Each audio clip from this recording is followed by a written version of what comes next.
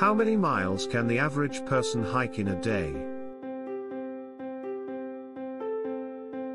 If you are a fan of the outdoors, there is a good chance that you enjoy taking a nice hike off and on too. You would not be alone in this, as most people who go camping each year tend to hike and millions of other people just hike randomly.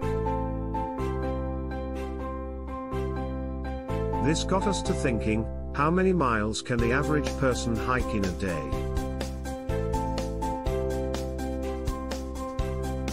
The real issue with factoring this up, however, is that it truly does vary from person to person. It is weird to expect a person to be capable of hiking for even 8 hours in a day unless they plan to reach a specific destination.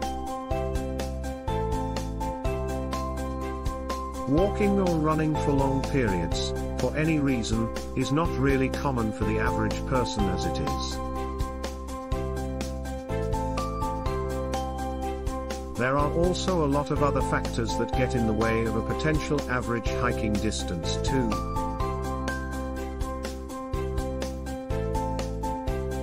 Fitness level, and experience. It is said that there is nothing like experience when things get tough. However, that is somewhat debatable. A person who is incredibly in shape might be capable of handling any challenge. It comes down to the fact that this is still hiking and you need to be in shape to go farther in a short period of time. Experience comes into play, at least in our opinion, when you are playing the long game. If you are in a race that is relatively short, like a couple of miles. Heck, let's go as far as to say 10 miles. However, if the challenge is 100 miles, then experience comes into play. When you know about how these things work, you know when to rest, how long to rest, and even the pace you need to go. They might be just as capable of traveling 10 miles in a single day at a fast rate. Yet they also know that there are a lot of other issues to consider. Those who are not as experienced will tend to go for speed rather than knowing a proper pace. Fitness level does matter when it comes to a race or something similar. Other than that, a person in great shape or average could easily experience the same exact hardships along the way.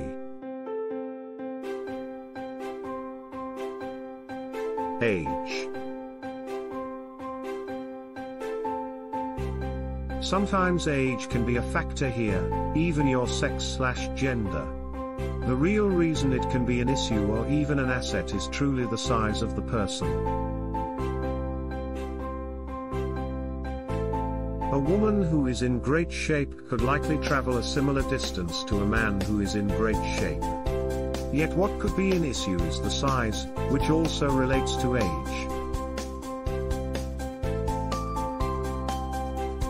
However, it could also be similar depending on size. A kid at 10 years or younger will clearly not be at a proper size to travel the same distance as the average adult. Yet if they are 13 and up, most teenagers are going to be at a reasonable size. Boys will usually be as tall as their mother at this age and girls are nearly done growing by this point.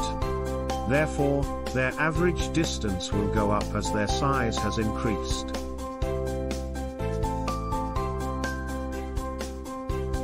The environment.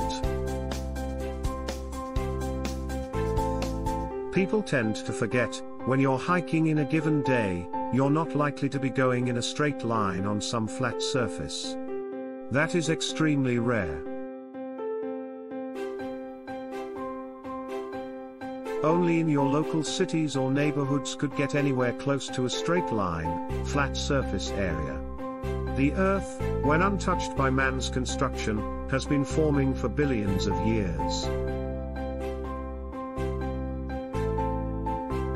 As a result of the ever-changing environment, you could see some drastically different landscapes from place to place, even in the same 50 to 100 mile radius.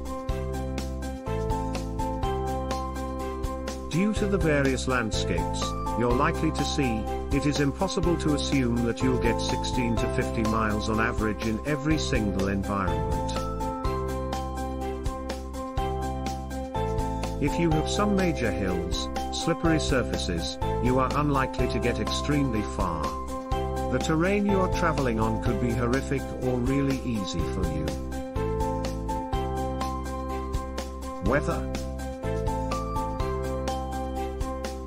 Weather can play a very important role in how far you get to. When it rains or snows, there is a good chance that it'll be harder to hike around.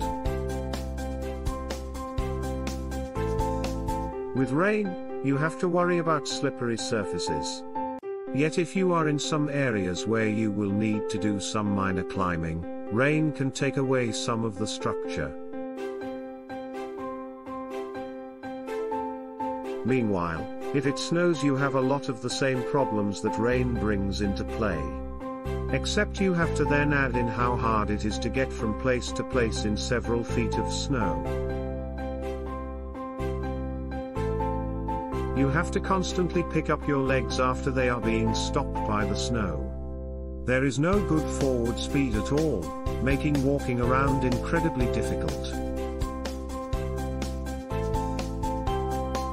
Perhaps it's a very hot, humid environment. The sun is on you all day, and it can completely take the energy away.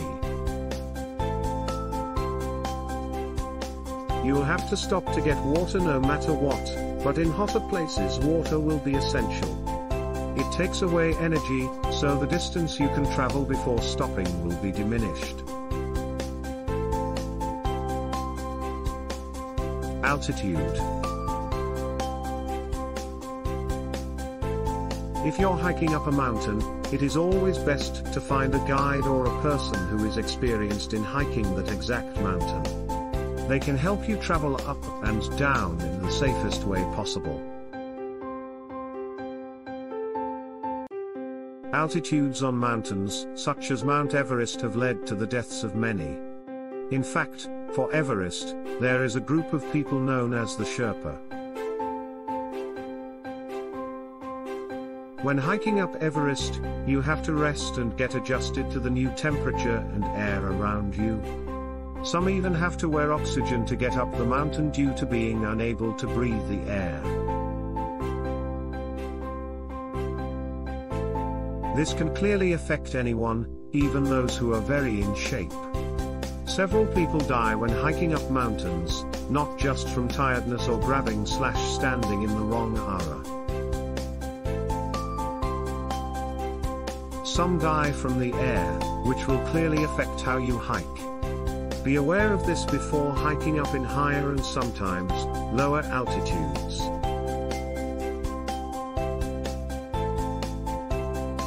Pack weight.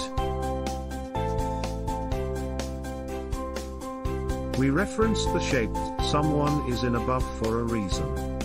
If you are a bit bigger, you are carrying around a lot of weight someone at your size should not be hauling. As a result, your weight can prevent you from traveling as far as you could if you lost that weight. That brings us to your pack weight. Like carrying around extra fat on your body, your pack could be relatively heavy.